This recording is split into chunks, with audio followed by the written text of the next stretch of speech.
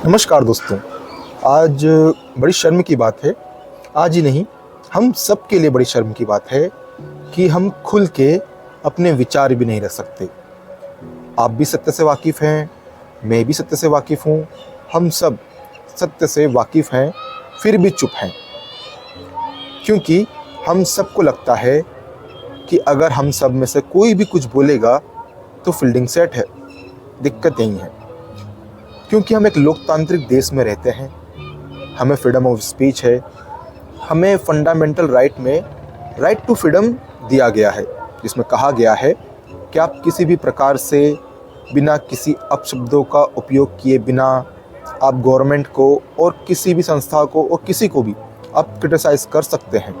बस आपको शब्दों की गरिमा का ध्यान रखना है, यानी आपको बोलने की आज़ादी है, अपने बात रखने की आज़ादी है।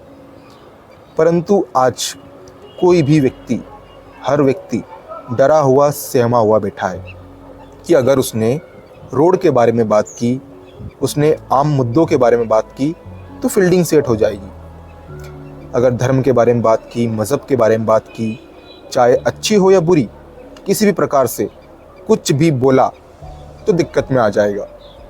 यानी कि गुड क्रिटिसिज्म भी यहाँ पर आम जनता नहीं कर सकती।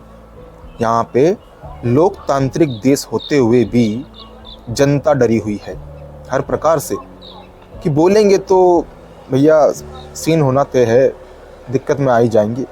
आम नागरिक अब ये सोचता है कि जितना चुप रहूं उतना ही अच्छा है, जितना ज़्यादा हो सके उतना ज़्यादा राजनीति से, धार्मिक चीज़ों से, मजहबी चीज़ों से, जहाँ पे विचार रखने की बात हो, काम की बात हो, विकास की बात हो, डेवलपमेंट की बात हो, जहाँ कहीं भी किसी का विचार मांगने की बात आती है वहाँ लोग चुप हो जाते हैं।